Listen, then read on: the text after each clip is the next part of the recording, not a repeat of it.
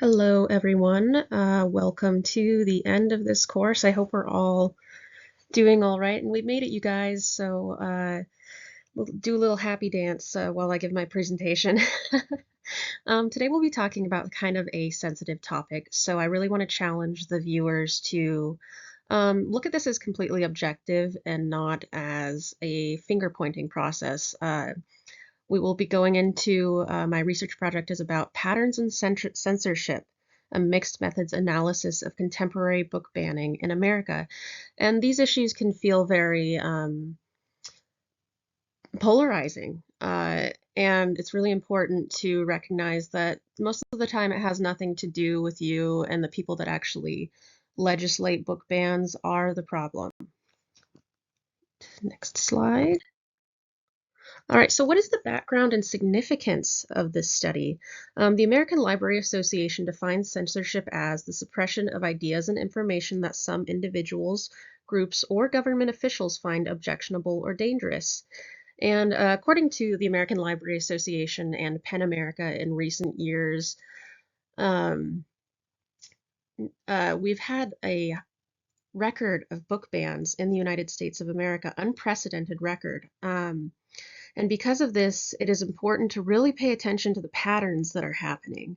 A lot of the books that are legally banned in this country are they are subject matter involving LGBTQ and people of color, and this can be very, very harmful to diverse communities. Many people don't realize that since America is we've sort of turned into an individualistic mindset in this country. So this is an effort to really take a hard look at our communities and what our values are, and also how we value diversity. All right, for this research project, I have chosen a qualitative and quantitative convergent design, or mixed methods if we're going to be specific. I have chosen the convergent design because I've chosen to sort of create accredited research of my own while building off of previous accredited research. So book banning is nothing new to our world. Um, in fact, some of you, I'll just point to maybe one of the most famous works of literature of all time, Homer's Odyssey, when it first was being distributed, did encounter some challenging from the local government that Homer existed in. And this actually continued throughout time. Problem statement. All right, so once again, this is not something where we point fingers at people. We are simply trying to look at patterns in history, and also assess the current patterns in 2024 America, considering the polarity of the Donald Trump Kamala Harris election.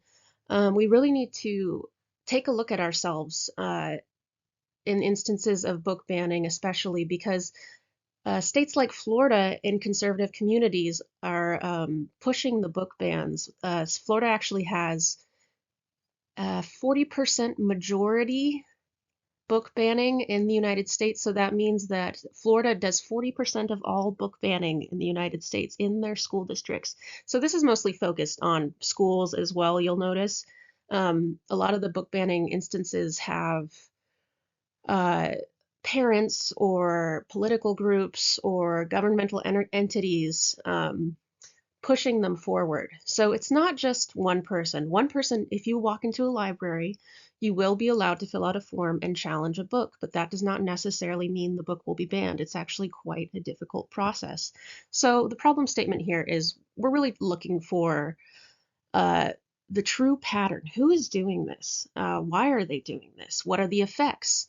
Um, is it really in the end effective in quote unquote protecting your children? Um, so who has the power to decide? Right now, the Supreme Court is their language around book banning is very vague, and so people can create a lot of translations and interpretations of what book banning can be, and usually it's what community members or these entities, governmental, individual, if they find something vulgar, and that is a word that the Supreme Court uses that can propel book banning. And a lot of these book bans come from this concept of community values, which I will go over further into this presentation. But the community values are oftentimes what can cause book bans. So, like in Florida, we're seeing very conservative. I don't like to insert any religion in there because I just want to keep this, you know, student friendly. But we do see a lot of religiously propelled book bans because people believe that LGBTQ people are evil, essentially, or BIPOC people are. Their kids don't. They believe that they need to not know about that. They don't need their children to know about these things because they consider them dangerous and they consider them dangerous to their children's learning ability. But that's just not the truth. In fact, these community values often push aside diverse community members and keep them in that corner. And thirdly, what are the most common entities to ban books? Right now, we're seeing governmental groups and political groups that will sit in court and ban books. And unfortunately, it is a largely conservative problem. But that's, again, not pointing fingers. There is, on the other side of things, a very large issue with cancel culture, and I think that's where the debate begins. I have not found as much record of cancel culture being a major issue in banning books, but it certainly has a similar narrative. And once again, we'll go over that further down the line.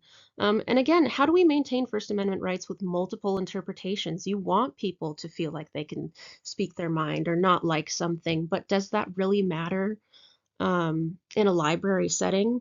What about the advanced technology that children are capable of using these days? You could view the library as the iPhone that you gave to your son, but you put locks on your iPhone. So what do these community values have to do with everyone else? Why can't I read a book that I want to read, but you don't like? All right, the purpose of this study. Well, we're going to go into it further in the next slide, but we really are looking to protect diversity in America. This research does take the stance that a lot of book banning is harmful to diverse communities because uh, most of the book banning is geared towards LGBTQ and people of color or subject matter in those ilks. And that's unfortunate because you see books like The Color Purple being banned, which is such an important work of literature, or even works like Anna Karenina, because they are considered dangerous. And some of you may be saying that's not true, but I urge you to go look at ALA, American Library Association, or PEN America and follow their statistics, stay abreast of the current trends. All right, what are the potential hazards? Well, I've mentioned that the potential hazards of this are further affecting marginalized communities. If someone, for instance, I'll give the classic example. If someone doesn't want a drag queen reading books to their child, don't bring them to the library, but that has nothing against, that way you don't have to feel that you are up against the LGBTQ community. And you are also not pushing for the discrimination of that community.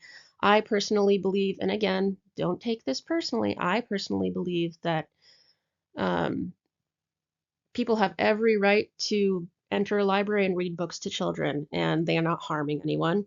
But a mother of a child might see that differently. And so it really comes down to parental responsibility.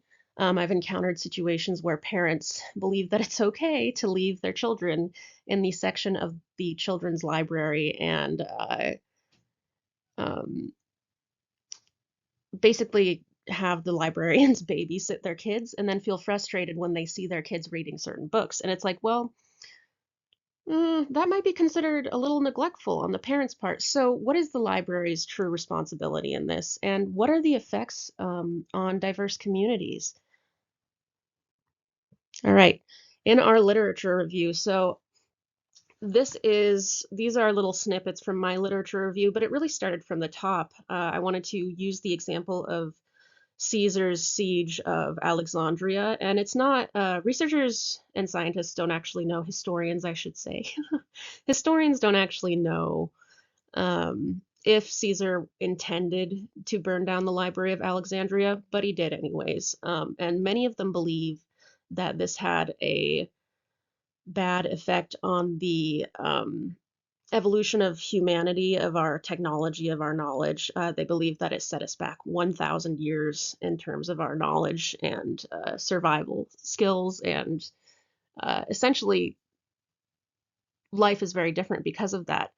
And then we go on to learn that there, along with Caesar's attacking the Library of Alexandria, there was a kind of ceremonial, not ceremonial, but a planned burning of pagan literature by Christian entities during those ancient times.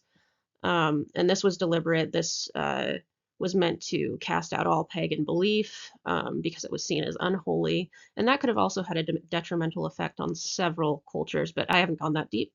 Then you'll probably recognize this classic image, but Nazi youth are depicted burning books during World War II. I assume that you can see the danger in that imagery, and that if you connect this to book banning, you will see book banning in a different light. If you haven't already, or if you don't believe that's true, I'm sorry. And in the fourth place, BIPOC and LGBTQ literature are usually the targeted literature in these cases. PEN America and Friedman, who works for PEN America, actually have found that many of the challenged books, again, not necessarily banned, but a lot of the banned as well, have actually been of BIPOC and LGBTQ subject matter. And then we move on to Bickford, culturally sensitive material and dangerous thinking. So what's the difference here? Culturally sensitive material might be something like, think about the old Looney Tunes episodes that were considered quite offensive now. So that could be considered culturally sensitive. And something that I like to use Looney Tunes as an example, because these days, if you actually go to watch an old episode, they will actually have a warning that expresses that these depictions of people of color, for instance, are not okay anymore, but they have chosen to keep them in these cartoons because it conserves history, it preserves the fact that people are indeed discriminated against, and no one can then say, well, you're not being discriminated against in this cartoon. The facts are there for the Looney Tunes cartoon, and you might be laughing at that, but it's very true. I encourage you to go watch an episode and see what happens, but don't use YouTube. Just use your regular Amazon Prime. And again, dangerous thinking. So this is mostly a narrative found. Once again, this is not a way to point fingers, but in Christian communities or in very religious, conservative communities, many of them believe that subject matter of people of color and LGBTQ people encourage dangerous thinking in their children. And many researchers and professionals have found that this is not the case. Children don't absorb material that way. And if they do absorb material that way, that is your parental right to figure out what's going on. But again, I challenge the viewer of this to question whether or not they think it's appropriate for one individual to decide what we all read, or what other children read. And lastly, we have Tucker, Tricia Tucker. And again, I mentioned the dangerous thinking. That's the same thing that she is saying. They think that this dangerous thinking will derail religious teachings for their children, and it will cause a great amount of distress for them, or maybe even cause them to become gay, or I think people unfortunately will discriminate no matter what based on their beliefs. But again, this is very important because LGBTQ people are under attack every single day, as are people of color, and we have to take note of this. All right, methodology. So I've used a mixed methods convergent design. My qualitative research is primarily historical research. I'm choosing to build upon already created research because I want to make a point. History is doomed to repeat itself, or those, like our second grade teachers said, Those who fail history are doomed to repeat it. And then I've gone in with my own survey design, which I will discuss in a further slide. But moving on to the independent and dependent variables, these are also included. I will mention that I have some struggles with the scientific line of thinking. So if you see any discrepancies, please mention it. I'm always trying to improve myself. And the methodology is really based around the impending elections. So this survey that I'm going to be sending out to the community is meant to happen before the elections so that the pressure isn't happening. But since the pressure is building, it's kind of that good time. We've all got our juices flowing in our brain. All right, next slide. Survey design. So I'm located in Clark County, Washington, and since this is sort of a fantastical research project, I've chosen to send out surveys in my community with the approval of Washington State University professors or a board of education, as well as get in touch with the DMV and see how I can legally utilize emails to create a survey or to send out a survey in order for people to answer anonymously. So the independent variable in the survey will be community values, and the dependent variable will be likelihood to ban books. Again, correct me if I'm wrong on those. It's like, it might as well be algebra to me. But the survey format is going to be I'm sure you've seen this in school even, we'll use an agree or strongly agree, disagree, strongly disagree format with questions like, how do you identify politically? Do you feel that book bans are appropriate? Do you identify as LGBTQ or BIPOC? And this will sort of enable us to create a histogram of varying beliefs around the concept of book bans, and we'll see what community members and what community values tie in with thinking that book bans are the right move. And again, even though you're in a certain political party, it doesn't mean you agree with your cohorts. So I want to emphasize that North America, or I'll say the United States of America to be specific, has this problem of saying, well, I disagree with that, and then we can't move forward, essentially, as we've seen in our politics and in our personal lives. Obviously, the survey has limitations. It would need further funding. But the whole point is to allow people to anonymously answer these questions without feeling the pressure of judgment from family members, judgment from authority figures. We want them to be able to do it privately from the safety of SurveyMonkey or an email survey. All right, and lastly, here's this how the results would turn out. So I have kind of an X and Y axis going here, and we see the different political values at the bottom. And it just has to do with what is the likelihood of this political party to think that book banning is okay, essentially. And here are my references. Feel free to look over them. I unfortunately couldn't remove the underlines from those links, but I highly encourage you to take a look. It's very interesting. All right, thank you so much. I hope you guys have a great end of your term, and I look forward to reading your responses. Have a nice day. Bye.